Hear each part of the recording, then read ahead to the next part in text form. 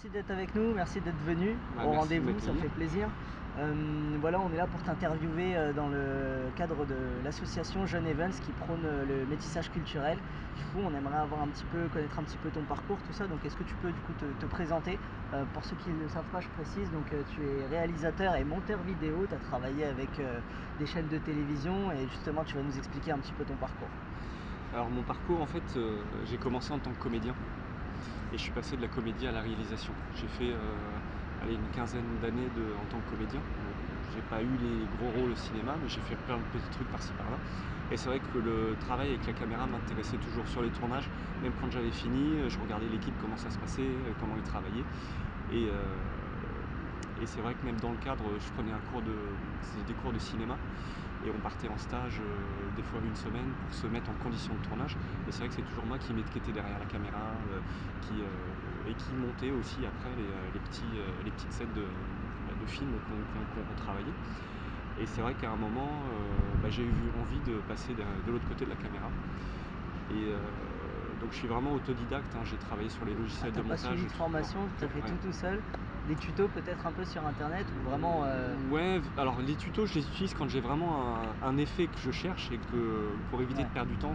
Mais sinon, non, j'ai vraiment approfondi. Alors après, je connais peut-être que 10% du logiciel. Peut-être qu'il y a des options qui me faciliteraient la tâche que j'utilise pas. Mais ouais, voilà, je pense que effectivement, j'utilise des tutos quand j'ai un besoin particulier. Et là, du coup, c'est vrai que je suis rentré dans le milieu un peu afro, parce que j'ai commencé à travailler avec la chaîne B-Black.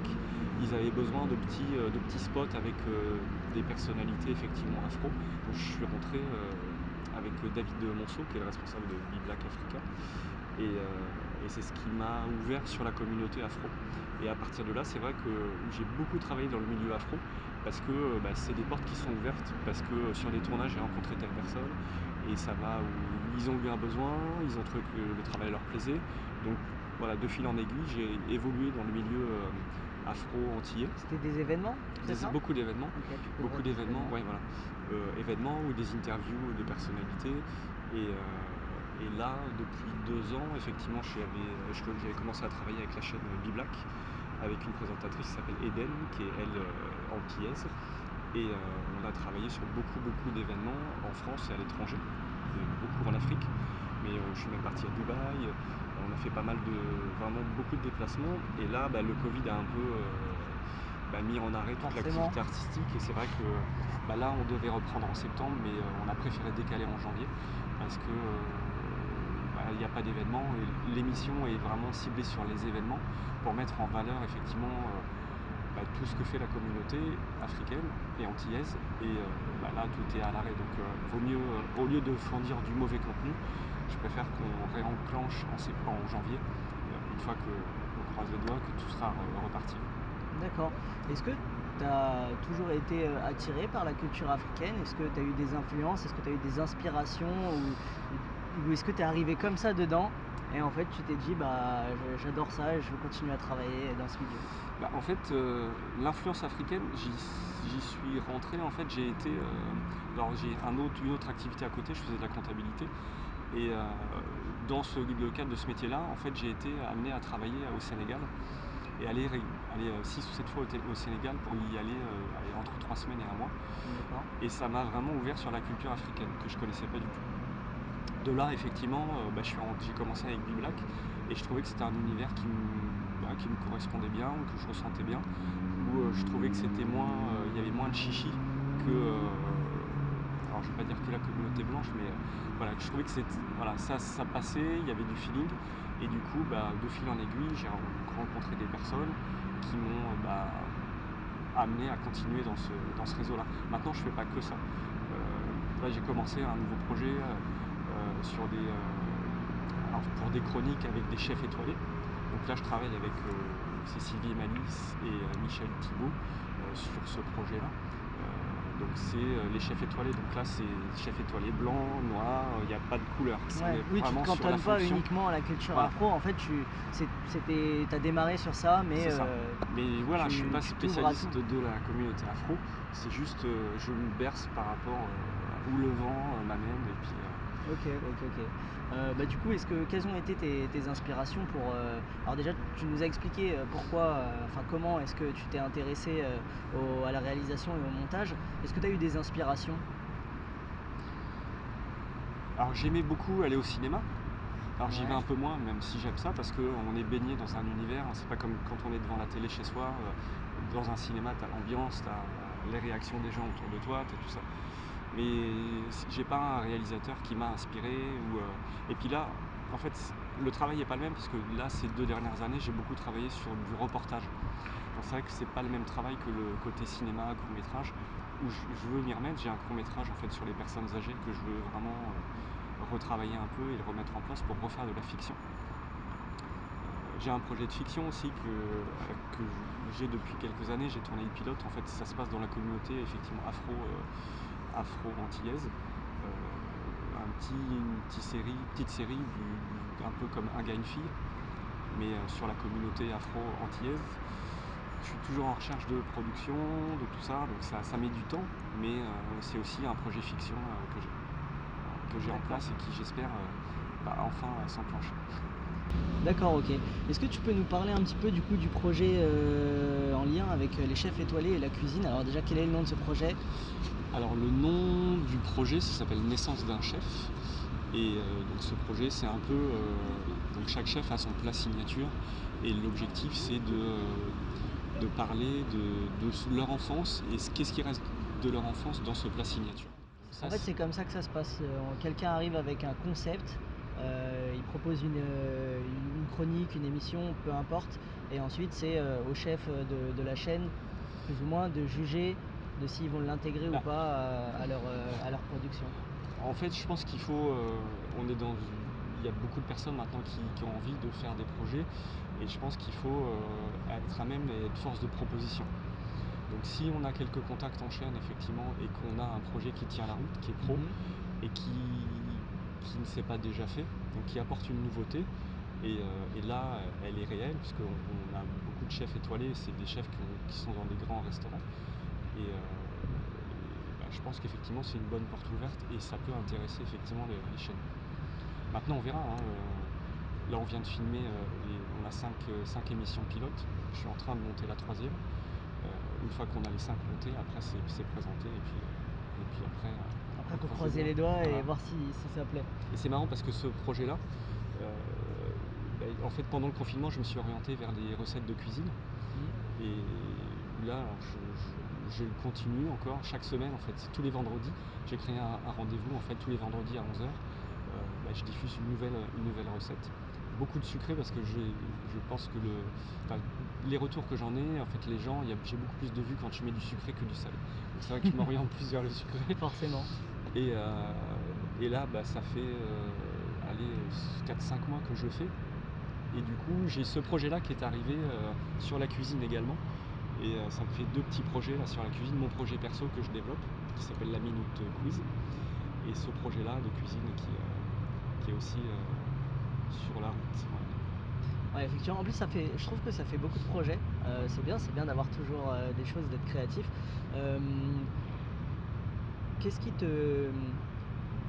Comment est-ce que tu trouves toute cette créativité? Bonne question. En fait, la créativité, elle n'est pas individuelle, je pense. J'aime beaucoup travailler en groupe, et ça a été le cas. En fait, ce projet sur les chefs, ça a été une discussion. Eux, ils avaient une envie, ils avaient le concept. C'est pas moi qui l'ai eu, le concept à la base, et on a construit ensemble. Moi, j'ai travaillé sur le montage, je leur ai proposé un truc. Voilà, c'était vraiment une construction commune. Là, c'est pareil, j'ai un autre projet je croise les doigts, qui est en train d'être présenté aux chaînes, donc j'espère que ça va fonctionner aussi. Là, c'est sur la danse, avec Jesse Matador, le chanteur-danseur Jesse Matador, qui lui est à la présentation et à l'idée de départ aussi du concept.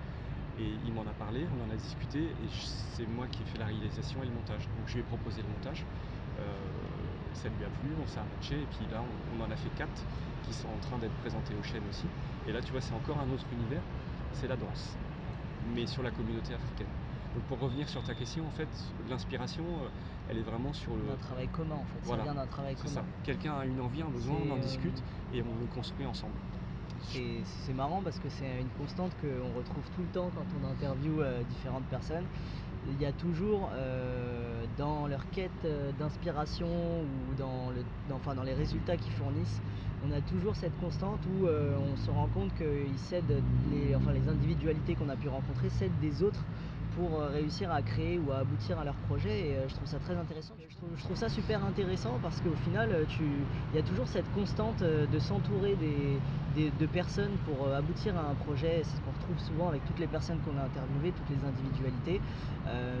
Est-ce que tu penses justement que c'est important de pouvoir s'entourer des bonnes personnes, d'être soutenu et de ne pas avancer tout seul? D'ailleurs, est-ce que tu penses qu'on pourrait avancer tout seul dans ce genre de projet ou d'initiative? Moi, je pense pas. Et d'ailleurs, de toute façon, le résultat final ne dépend pas que d'une personne. Parce que, il y a effectivement la personne qui filme, il y a la personne qui est devant la caméra, il y a la personne qui crée le concept. Alors effectivement, une personne, je te dirais, par exemple sur la Minute Quiz, effectivement, je me filme moi-même, je le monte, le concept c'est moi qui l'ai mis en place. Donc là, sur un truc comme ça, sur une petite chronique, ça peut fonctionner. Mais je pense que de toute façon, être à plusieurs, on se nourrit les uns les autres, aussi bien sur la créativité que sur le réseau, puisque peut-être que toi, tu as une personne qui va pouvoir m'aider pour un de mes autres projets. Donc je pense que voilà, je pense pas qu'on puisse fonctionner tout seul. Ça tombe bien parce que nous, étant donné qu'on prône le métissage culturel et l'entraide, on aime véhiculer ce genre de valeurs, et du coup, forcément, ça nous plaît. J'aimerais qu'on revienne un petit peu sur ton passé de comédien. Est-ce que tu peux nous raconter ce que tu as fait justement, peut-être pourquoi est-ce que tu penses que ça n'a pas abouti comme toi tu voulais, ou au contraire justement, est-ce que c'était une suite logique d'atterrir dans la réalisation et le montage? Alors je pense que c'était une suite logique parce que le côté derrière la caméra m'a toujours intéressé. Maintenant, voilà, c'est pas pour autant que si j'ai une proposition sur un projet qu'elle ne m'intéressera pas. Je suis en contact avec quelques réalisateurs qui travaillent sur des longs métrages, et effectivement je leur ai dit si vous avez un petit truc, ça m'intéresse toujours. Maintenant c'est vrai que je me sens plus à l'aise aujourd'hui derrière la caméra que devant. Après, en termes d'expérience, j'ai fait plein de petits trucs. C'était dans des séries où le plus gros projet que j'ai eu, c'est les jingles publicitaires pour France Télévisions. En fait, pendant 3 ans, c'est les petites coupures pub, donc ce qui passe avant et après. Okay. Ça se déroulait dans un immeuble et je faisais partie de la famille bourgeoise. Et en fait, comme on était 4 enfants dans l'histoire, c'était la famille qui était où la production pouvait trouver le plus de choses, de plus de choses à créer, on va dire, en termes d'histoire. Et on avait fait des choses pour Roland Garros, on a fait des chroniques pour l'été, enfin on avait vraiment, et pendant 3 ans c'était passé sur France Télévisions. Là c'est le plus gros truc que j'ai fait. Et ça a duré quand même 3 ans, donc ouais. c'est quand même un projet qui est abouti.